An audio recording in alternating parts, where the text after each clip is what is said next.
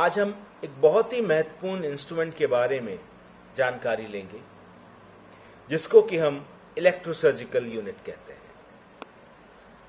बहुत से लोग इसको कॉटरी भी कहते हैं, लेकिन कॉटरी एक गलत नाम है, मिसनोमर है। Right term is electrosurgical unit. आज जो भी हम डिस्कस करेंगे उसमें फिजिक्स के प्रिंसिपल नहीं, हम केवल उतना ही जानेंगे जितना कि प्रैक्टिकली हमारी ओटी में इंपॉर्टेंस रखता है। कॉटरी बहुत पहले यूज होती थी। कॉटरी का प्रिंसिपल ये था, उसमें करंट हाई रेजिस्टेंस इंस्ट्रूमेंट पे फ्लो किया जाता था। इसके कारण कि इंस्ट्रूमेंट का टिप रेड और हॉट हो जाता था, उसको इस्तेमाल किया जाता था। लेकिन उसमें इंजरी और कॉम्प्लिकेशंस बहुत ज़्यादा थे क्योंकि इंस्ट्रूमेंट का टिप रेड हॉट होता था, इसलिए उसका प्रयोग बंद हो चुका है। आज जो हम जनरेटर्स काम में लेते हैं उनको इलेक्ट्रोसर्जिकल यूनिट कहा जाता है। इसके अंदर हम high frequency alternative current use करते हैं।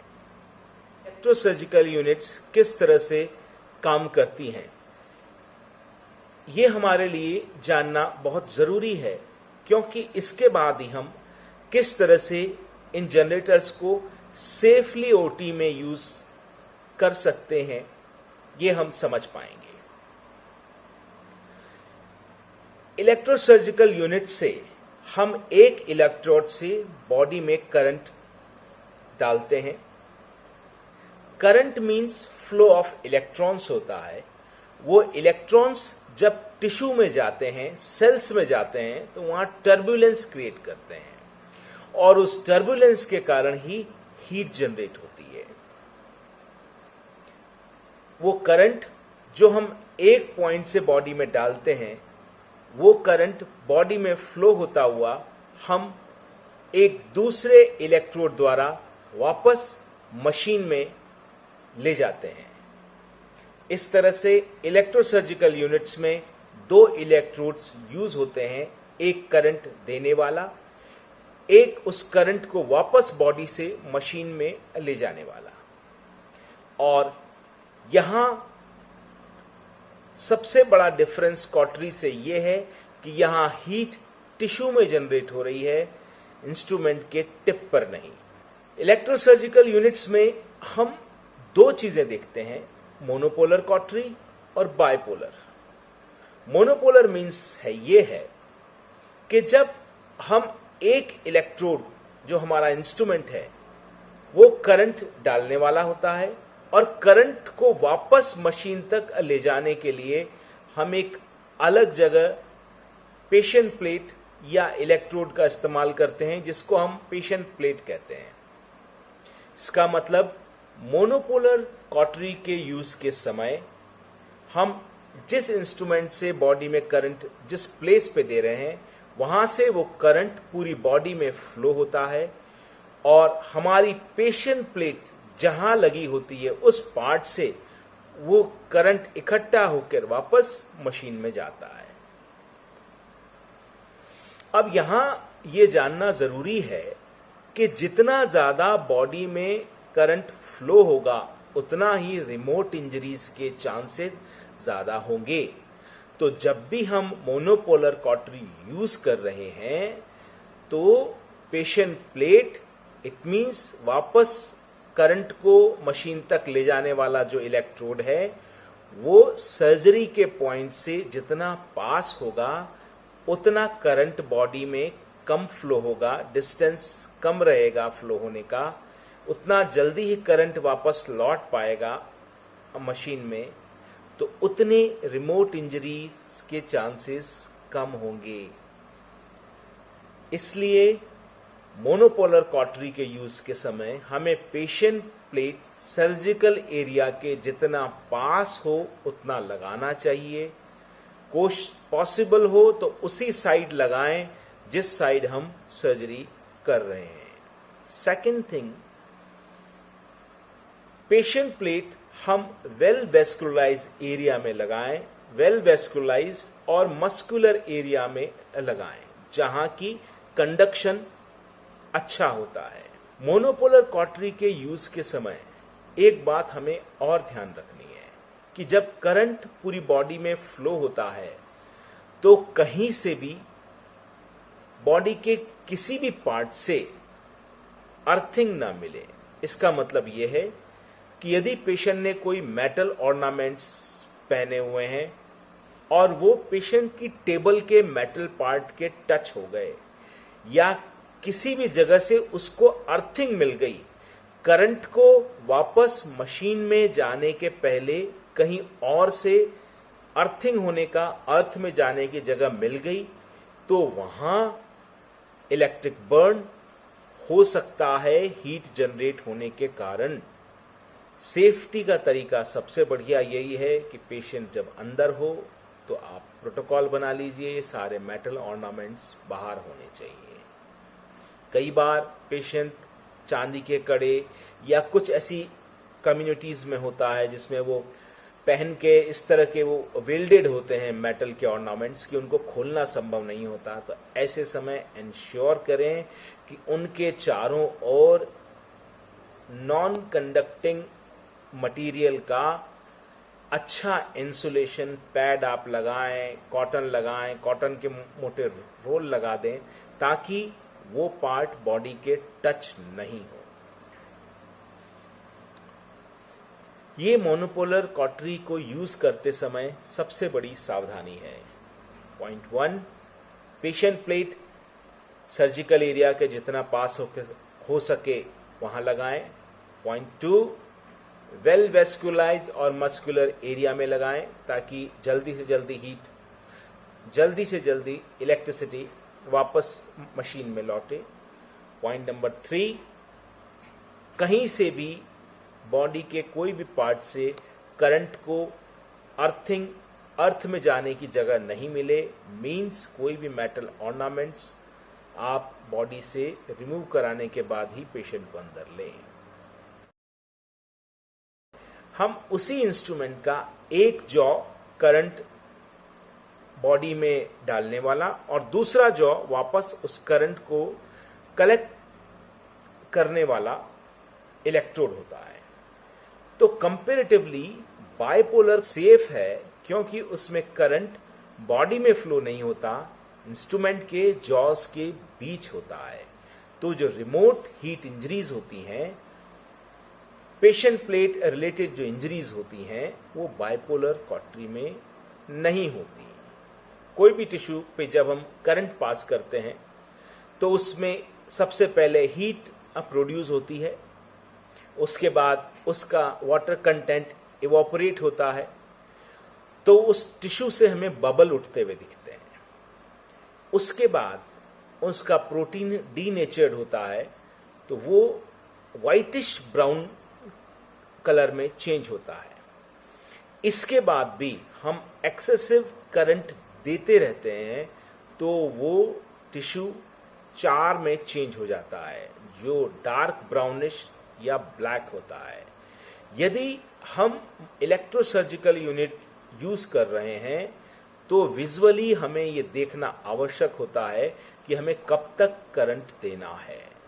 जैसे ही टिश्यू लाइट ब्राउन हुआ हमें करंट स्टॉप कर देना चाहिए, क्योंकि जो चार होता है वो डेड स्किन, डेड मटेरियल होता है, वो स्लफ ऑफ होने की संभावना बहुत ज्यादा होती है और इस तरह के केसेस में पोस्ट सर्जिकल पेशेंट्स में ब्लीडिंग होने की संभावना रहती है या वो इन्फेक्शन का रीजन बन सकता है। इसलिए विजुअल परसेप्शन बहुत इंपॉर्टेंट है टिश्यू का। हालांकि आजकल में टिश्यू सेंसिंग टेक्निक आ गई है कि हम वो टिश्यू जब कुक हो जाए तो वो अलार्म बजा देते हैं, लेकिन सबसे बेस्ट मशीनरी जो हमारे पास है वो हमारा ह्यूमन ब्रेन है। उससे स्मार्ट, उससे एडवांस कोई मशीनरी नहीं है। जो मशीनरी है वो फॉल्ट कर सकती है, लेकिन हमारा brain is the best machinery till today. एक फॉर्मूला हीट जनरेशन का जानना बहुत जरूरी है। हीट या burn is equal to intensity of current into time by tissue area. It means यदि हमें हीट या बर्न प्रोड्यूस करना है किसी टिश्यू में, तो जितनी ज्यादा इंटेंसिटी का करंट देंगे उतना जल्दी वो बर्न या हीट प्रोड्यूस करेगा। जितने लॉन्ग टाइम के लिए हम करंट देंगे उतना हीट या बर्न अधिक प्रोड्यूस होगा। जितना टिश्यू का एरिया हम ज्यादा लेंगे, क्योंकि tissue area is divided by this intensity of current and time है। यदि हमने मोटा टिश्यू होल्ड किया तो हीट जनरेशन कम होगा। हमें उस मोटे टिश्यू में हीट जनरेट करने के लिए करंट ज्यादा देना पड़ेगा। जितना ज्यादा हम करंट बॉडी में देंगे उतना इलेक्ट्रोसर्जिकल इंजरीज होने की संभावना ज्यादा होगी। हमारे लिए बेस्ट ऑप्शन यही है कि हम मिनिमम करंट में और मिनिमम टाइम के लिए दें और डिजायर्ड इफेक्ट, डिजायर्ड कोगुलेशन हमें अचीव हो जाए। जितना अधिक करंट और जितने अधिक टाइम के लिए करंट बॉडी में ट्रेवल करेगा वो उतना नुकसान कर सकता है। जहां हमें कोगुलेशन करना है, प्रिसाइज होल्डिंग हम करें, मोटा चंक या मोटा टिश्यू लेकर हम कुक नहीं करें।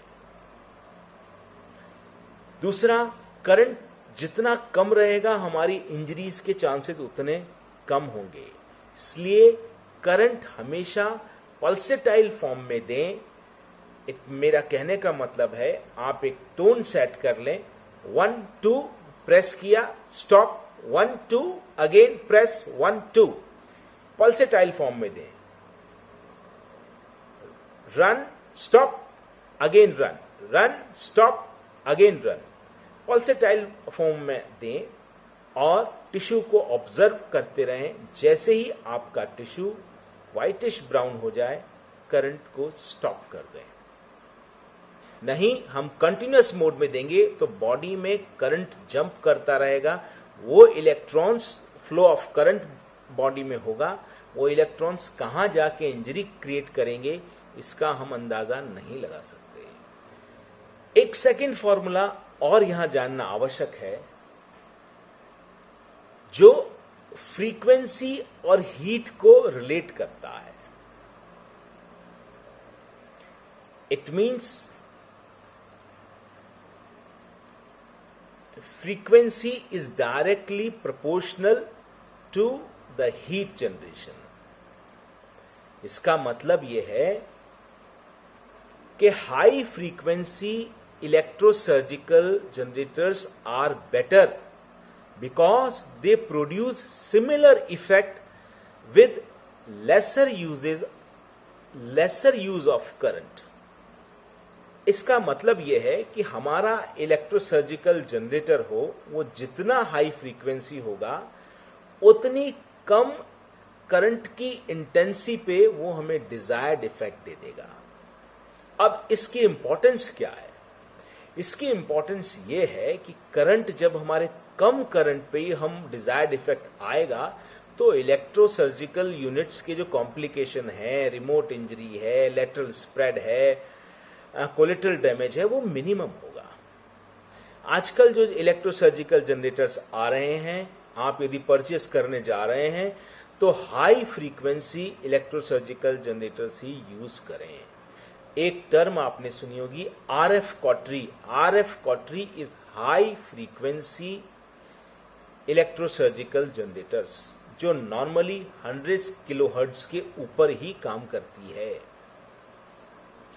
एक आपने टर्म और सुनी होगी, प्लाज्मा जनरेटर्स। वो और हाई फ्रीक्वेंसी पे काम करता है। जितना फ्रीक्वेंसी ज्यादा होती है उतना करंट का यूजेस कम होता जाता है। वो इलेक्ट्रोसर्जिकल जनरेटर्स सेफ होते जाते हैं। मगर ये आरएफ जनरेटर्स या प्लाज्मा जनरेटर्स ये कॉस्टली। यदि आप अब इलेक्ट्रोसर्जिकल यूनिट ले रहे हैं तो आरएफ फ्रीक्वेंसी वाली ही लें, क्योंकि वो सेफ फ्रीक्वेंसी है। बहुत सारी इंडियन कंपनीज भी अब RF फ्रीक्वेंसीज इलेक्ट्रो जनरेटर्स बना रही हैं, जैसे शल्या है, स्ट्रॉम है, और इम्पोर्टेड्स में तो बहुत सारी कंपनीज के आते ही हैं। तो यहाँ हमने आज जो बातें सीखी,